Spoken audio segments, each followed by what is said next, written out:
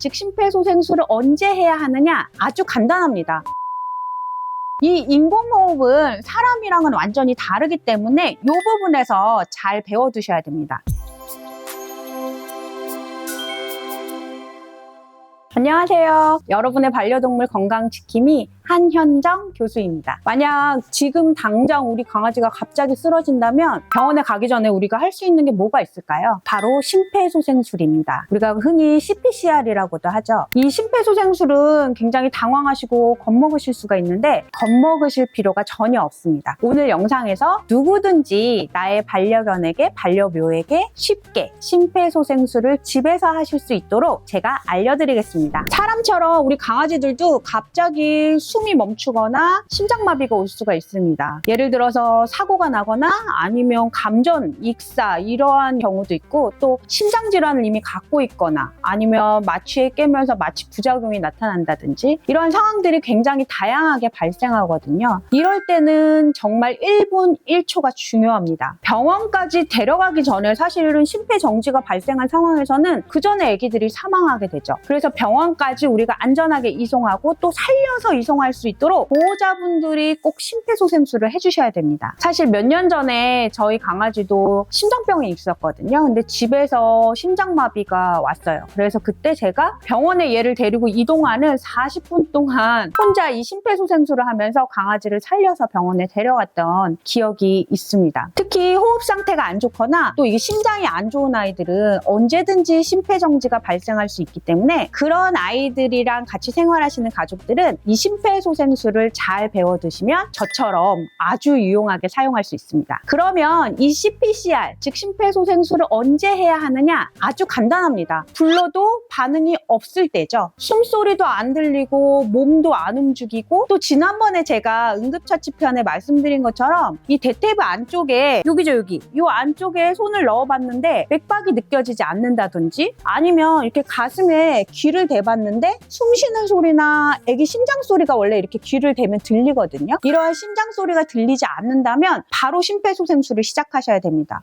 뭐지? 괜찮겠지? 하면서 기다리실 시간이 전혀 없습니다. 그러면 이 심폐소생술을 어떻게 하면 되는지 단계별로 같이 가볼까요? 첫 번째는 간혹가다 애기들이 입안에 이물이 있어서 이 호흡기가 막히는 경우가 있거든요. 그래서 입안을 벌려서 확인하시고 기도를 확보해 주셔야 됩니다. 혹시 입안에 뭐가 막고 있다면 예를 들어서 사료가 막고 있을 수도 있고 아니면 구토, 토사물이 막고 있다든지 아니면 장난감 조각 같은 게 있을 수도 있거든요. 그런 거는 조심스럽게 손가락으로 다 빼주시고 혀를 살짝 앞으로 당겨서 숨기를 열어주셔야 됩니다. 자, 그런 다음에 이제 애기 자세를 잡아야겠죠. 자, 목이 이렇게 구부러져 있으면 이 숨길이 확보가 안 되기 때문에 제대로 인공호흡이 되지가 않습니다. 그래서 옆으로 이렇게 눕히신 상태에서 목을 최대한 이 강아지 지금 목이 짧아가지고 잘 안 되거든요. 목을 최대한 일자로 펴서 공기가 잘 들어갈 수 있게 이 숨길을 만들어주세요. 그 다음에 이제 인공호흡을 해주시는데 이 인공호흡은 사람이랑은 완전히 다르기 때문에 이 부분에서 잘 배워두셔야 됩니다. 손으로 입을 다물어 주셔서 최대한 새 나가는 거를 방지해 주시고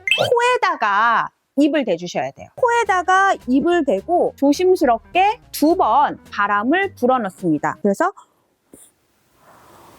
하고 불어넣게 되면 가슴이 이렇게 올라가는 게, 부푸는 게 보입니다. 공기가 들어가니까요. 그래서 가슴이 살짝 부풀면 성공. 만약에 가슴이 안 부푼다면 정확하게 다시 한번 입을 닫고 공기를 좀 더 세게 불어넣어 주시면 돼요. 그래서 가슴이 부풀 때까지 확인을 해주셔야 됩니다. 그래서 2번 숨을 불어넣어 주시고 그 다음에는 아시는 것처럼 이제 흉부 압박이 들어가는데 소형견이나 고양이 같은 경우는 애기들이 작기 때문에 사람 하듯이 이렇게 하면은 너무 과하게 흉곽을 누르게 됩니다. 그래서 소형견이나 고양이는 강아지를 눕힌 상태에서 가슴에 이 배 쪽 있죠? 배 쪽에 3분의 1 지점에 손을 넣어두시고 손을 두실 때는 이 팔꿈치가 이렇게 닿는 부분, 이 닿는 부분에 손을 넣어주시면 됩니다. 그래서 배 쪽에서 3분의 1 지점, 팔꿈치 닿는 부분에 한 손을 밀어 넣어주시고 한 손으로 감싸듯이 눌러주세요. 근데 만약에 대형견이야, 뭐 리트리버나 이렇게 큰 애들 같은 경우는 한 손이 안 되죠? 이럴 때는 사람이랑 똑같이 양손으로